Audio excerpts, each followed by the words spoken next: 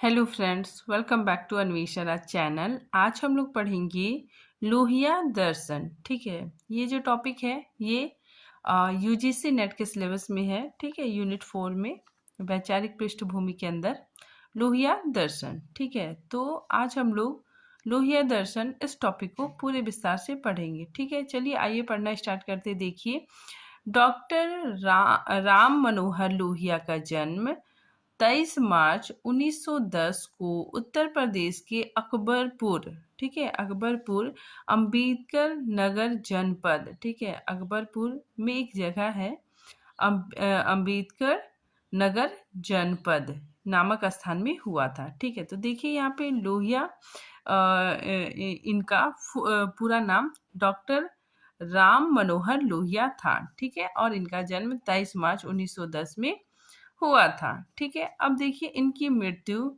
12 अक्टूबर 1967 में हुई थी। ठीक है, आगे देखिए, वह भारतीय स्वतंत्रता संग्राम के सेनानी, प्रखर चिंतक व समाजवादी नेता थे। ठीक है, अब देखिए डॉक्टर लोहिया की कुछ प्रमुख रचनाएं। ठीक है, इन्होंने कुछ रचनाएं भी की। ठीक है, तो देखिए इनकी प्रमुख रचनाएं, पहला समाजवादी चिंतन, ठीक है, 1956 ईस्वी में प्रकाशित। नेक्स्ट सिविल नारफनमनी सिद्धांत और अमल, ठीक है, 1963 ईस्वी में प्रकाशित। नेक्स्ट देखिए समाजवादी एकता 1961 ईस्वी में।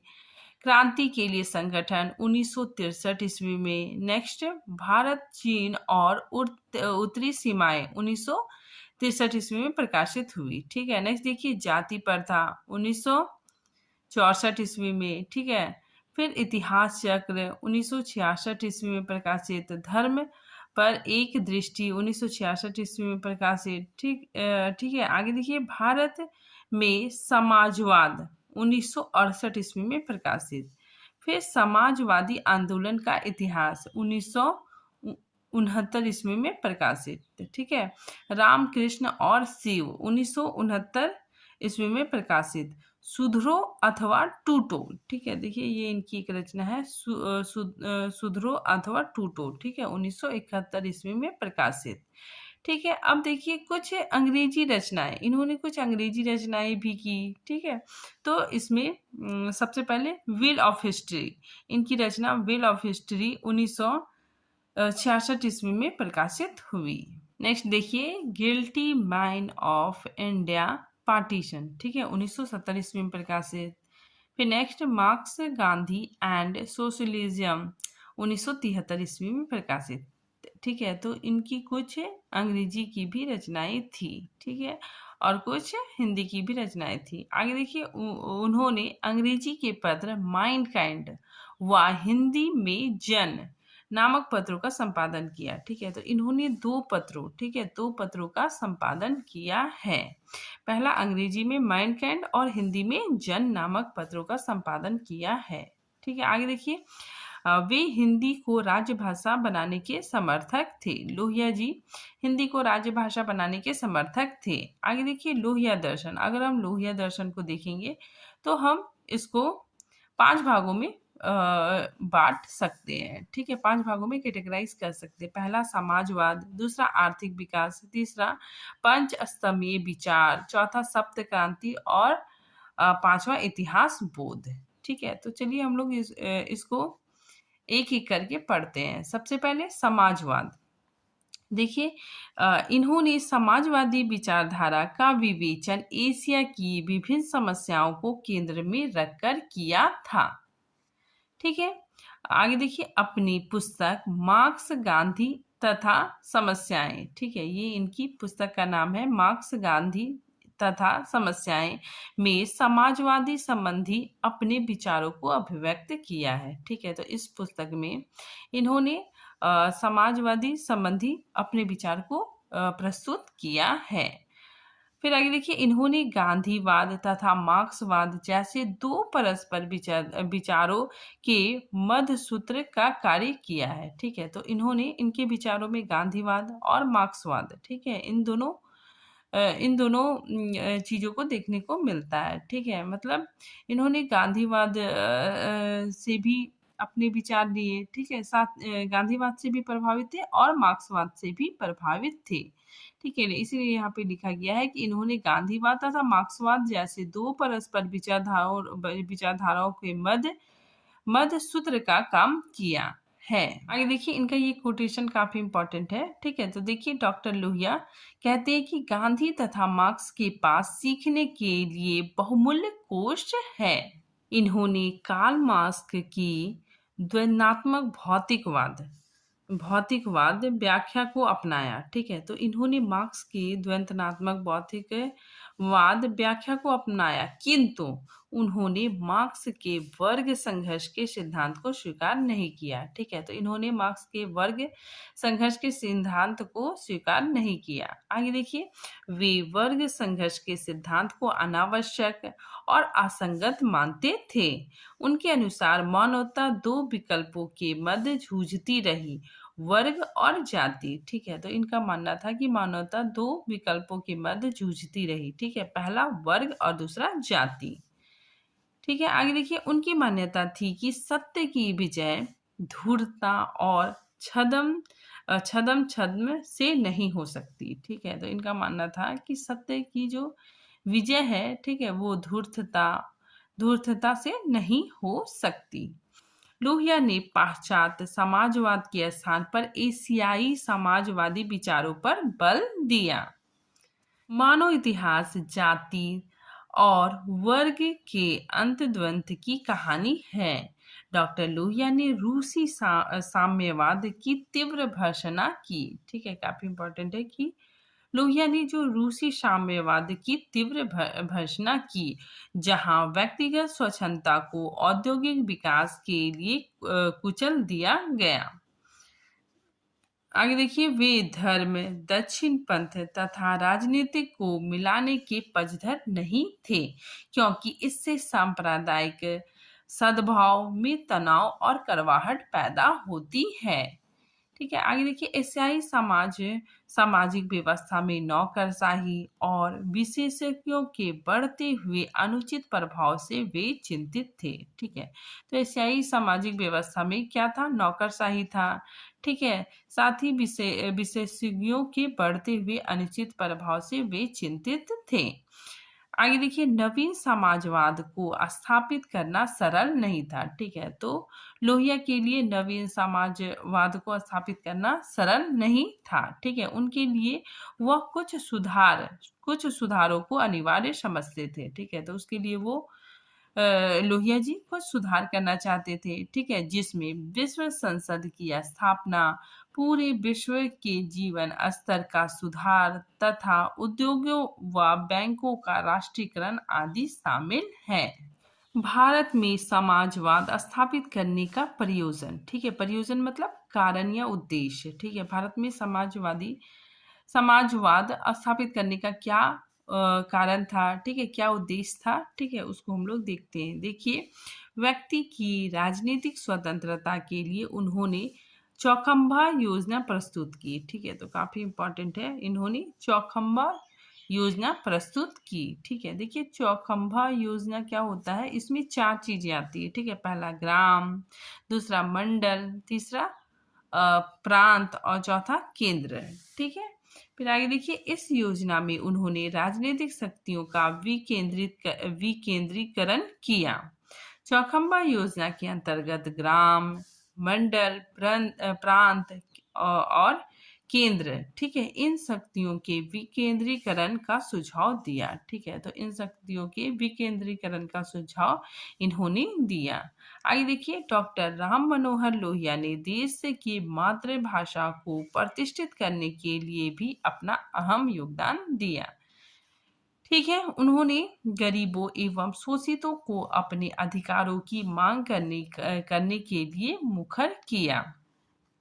आगे देखिए, उन्होंने पेट की समस्या को ही नहीं अपितु मन की समस्याओं को भी सुलझाने का प्रयास किया, ठीक है। तो इन्होंने पेट की समस्या को ही नहीं अपितु जो मन की समस्या है, ठीक है, मन की समस्याओं को भी सुलझाने का प्रयास किया। उनका नारा था, ठीक है, उनका नारा था कि मानेंगे नहीं पर मरेंगे नहीं। ठीक है, तो उनका नारा था कि मानेंगे भी नहीं पर मरेंगे नहीं। वह अन्याय के विरुद्ध लड़ाई की प्रेरणा स्रोत है। ठीक है, तो वो अन्याय के विरुद्ध लड़ाई की प्रेरणा के स्रोत है। वह पूरे विश्व में सकारात्मक बदलाव के पक्षधर थे। उनका दर्शन विश्व शांति का दर्शन माना जाता है। ठीक है, तो उनका दर्शन विश्व शांति का दर्शन माना जाता है। निशस्त्रीकरण, विश्व विकास समिति, अंतर्राष्ट्रीय संयुक्त राष्ट्र संघ का पुनर्गठन और विश्व सरकार की उनकी योजनाएं उन्हें विश्व नागरिक और उसके दर्शन को विश्व दर्शन सिद्ध करती है। ठीक है, तो उनके दर्शन को विश्व दर्शन सिद्ध करती है। ठीक है, अब देखते हैं आर्थिक विकास। ठीक है, आर्थिक विकास के संबंध में उनका क्या विचार था। देखिए, उनकी मान्यता थी कि गांधीवादी सत्याग्रह तथा आर्थिक और राजनीतिक क्षेत्रों में विकेंद्रीकरण को अपनाए जाने की नीति के माध्यम से ही मार्क्सवाद के लक्ष्य को प्राप्त किया जा सकता है। ठीक है, आगे देखिए, डॉक्टर लोहिया इस बात को स्वीकार करते थे कि आर्थिक विकास और सामाजिक बुराई को दूर करने के लिए गांधीवादी दर्शन से बढ़कर अन्य कोई तकनीक नहीं है। ठीक है, तो वे मानते थे कि जो समाज में बुराई है, ठीक है, समाज में जो बुराई है उसको दूर करने के लिए गांधीवादी दर्शन ही अपनाना चाहिए। ठीक है, आगे देखिए, महात्मा गांधी की तरह डॉक्टर लोहिया भी बड़ी बड़ी मशीनें लगाने के विरुद्ध थे। मार्क्सवाद भौतिक उत्पादन और संतुष्टि तो प्राप्त कर सकता है किंतु आध्यात्मिक शांति नहीं। ठीक है, भौतिक संतुष्टि का एकमात्र लक्ष्य नहीं है। ठीक है, तो सिर्फ भौतिक संतुष्टि ही एकमात्र लक्ष्य नहीं है। ठीक है, और ये मार्क्सवाद क्या करता था कि भौतिक उत्पादन को संतुष्टि तो प्राप्त करता था, ठीक है, लेकिन आध्यात्मिक शांति प्राप्त नहीं होती थी। उन्होंने उन वर्गों को रेखांकित किया जो विशेषाधिकारों के आधार पर अधिक से अधिक समाज का शोषण करते थे। ठीक है, तो उन्होंने उन वर्गों को भी बताया, ठीक है, जो क्या करते थे, अधिक से अधिक समाज का शोषण करते थे। ठीक है, देखिए, विशेषाधिकार वाला वर्ग, ठीक है, विशेषाधिकार वाला वर्ग कौन कौन है, संपत्ति, जाति और भाषा के आधार पर। ठीक है, देखिए, वर्गों का गठन, इन्होंने वर्गों का गठन को कैटेगराइज किया और बताया। वर्गों के गठन के अंतर्गत पहला नौकरशाह अधिकारी, दूसरा उच्च मध्य वर्ग, तीसरा निम्न मध्य वर्ग और चौथा सौहारा वर्ग। ठीक है, आगे देखिए, समाज में व्याप्त विसंगतियां, ठीक है, विसंगतियों को समझने के बाद डॉक्टर लोहिया ने इन विसंगतियों को दूर करने के लिए कुछ नीतियों का प्रतिपादन किया। ठीक है, जो इस प्रकार है। ठीक है, तो देखिए, पहला जाति नीति, दूसरा भूमि नीति, तीसरा अन्य नीति, चौथा आय नीति, ठीक है, उसके बाद मूल्य नीति, राष्ट्रीय भ्रम नीति और लास्ट भाषा नीति। ठीक है, तो ये सारी नीतियां इन्होंने बताई। ठीक है, आगे देखिए, सप्त क्रांति पर एक दृष्टि काफी इंपॉर्टेंट है। ठीक है, इन्होंने ही सप्त क्रांति दिया। ठीक है, इसमें 7 क्रांतियों की अवधारणा हुई। देखिए, डॉक्टर लोहिया ने 7 क्रांतियों की अवधारणा इस प्रकार प्रस्तुत की है। ठीक है, तो पहला देखिए, पहला नर नारी की समानता के लिए। ठीक है, इसमें मतलब ऐसी क्रांति जिसमें पुरुष और नारी, ठीक है, वो समान, ठीक है, समान हो जाए।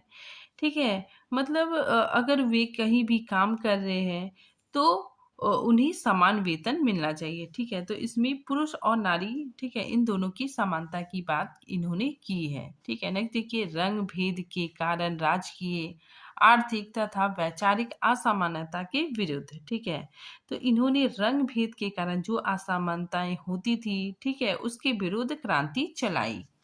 आगे देखिए, संस्कारगत जन्म जाति प्रथा, ठीक है, इन्होंने जाति प्रथा का भी विरोध किया तथा पिछड़े वर्गों को विशेष अवसर प्रदान करने के लिए। ठीक है, तो इन्होंने क्या किया, जाति प्रथा की बात की। ठीक है, साथ ही जो पिछड़े लोग थे उन्हें विशेष अवसर देने की बात इन्होंने की। पर्दे की गुलामी के खिलाफ स्वतंत्रता तथा विश्व लोक राज्य के लिए। ठीक है, नेक्स्ट देखिए, व्यक्तिगत पूंजी संबंधी विषमताओं के विरोध तथा आर्थिक समानता के लिए। आगे देखिए, निजी जीवन में अनधिकार आवश्यक हस्तक्षेप के विरोध तथा लोकतांत्रिक पद्धति के लिए। ठीक है, नेक्स्ट, अस्त्र शस्त्र के विरुद्ध तथा सत्याग्रह के लिए। ठीक है, तो ये इनकी सप्त क्रांति थी। ठीक, अब देखिए विश्ववादी व्यक्तित्व। ठीक है, डॉक्टर लोहिया एक विश्ववादी व्यक्तित्व संपन्न व्यक्ति थे। वे अंतर्राष्ट्रीय एकता पर, ठीक है, ये अंतर्राष्ट्रीय एकता पर बल देते थे। आगे देखिए, राष्ट्रवाद के भी पक्षधर थे। वे विश्व एकता के अधिवक्ता थे। ठीक है, तो लोहिया जी विश्व एकता के अधिवक्ता थे। आगे देखिए, उन्होंने अपनी एक अंग्रेजी पुस्तक, ठीक है, अंग्रेजी पुस्तक में लिखा है, शुद्ध रूप में अंतरराष्ट्रवाद तब तक उत्पन्न नहीं हो सकता जब तक कि उसके समर्थक इस तथ्य को अनुभव नहीं करते हैं कि विदेशी नीतियों का वर्तमान संघर्ष सभ्यताओं का संघर्ष है। ठीक है, मतलब विदेशी नीतियों का वर्तमान संघर्ष, ठीक है, वर्तमान संघर्ष सभ्यताओं के संघर्ष है और जिसके ऊपर विजय विश्व के मस्तिष्कों को एक करके प्राप्त की जा सकती है। ठीक है, तो ये कथन डॉक्टर लोहिया का था। ठीक है, अब हम लोग देखते हैं इतिहास बोध। डॉक्टर लोहिया के इतिहास विषयक विचार अरस्तु के सिद्धांत से समानता रखते हैं। ठीक है, तो इनका जो विचार है, ठीक है, इतिहास विषयक विचार, ये अरस्तु, ठीक है, अरस्तु के सिद्धांत से मेल खाता है। ठीक है, अरस्तु के सिद्धांत के समांतर है। आगे देखिए, उन्होंने मार्क्स के आर्थिक विवेचन के सिद्धांत को अस्वीकार कर दिया। ठीक है, उन्होंने इतिहास के संबंध में अपने विचार का प्रसार अपनी कृति व्हील्स ऑफ हिस्ट्री, ठीक है, में किया है। ठीक है, तो इनका जो विचार है, ठीक है, इतिहास के संबंध में इनका जो विचार है, ठीक है, ये अपने विचार को अपनी कृति व्हील्स ऑफ हिस्ट्री में करते हैं। ठीक है, तो आज ये टॉपिक यहीं पे खत्म होता है। मिलते हैं नेक्स्ट टॉपिक के साथ, तब तक के लिए थैंक यू।